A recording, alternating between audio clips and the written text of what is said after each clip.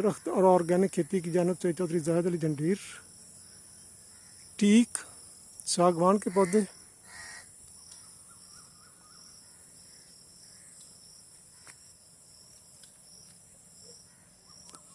ये 1 एकड़ की बाउंड्री है पूरी, खाल के ऊपर लगाए हुए हैं। बहुत ज़बरदस्त ग्रोथ इनकी प्रूनिंग करनी है अब इंशाल्लाह। जिस तरह ये शाख होगी और ये शाख होगी, इसकी प्रूनिंग करवाएंगे।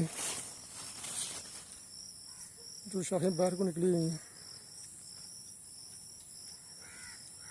बहुत अच्छी बढ़ोतरी इनकी। सब दोस्त सलामत रहे।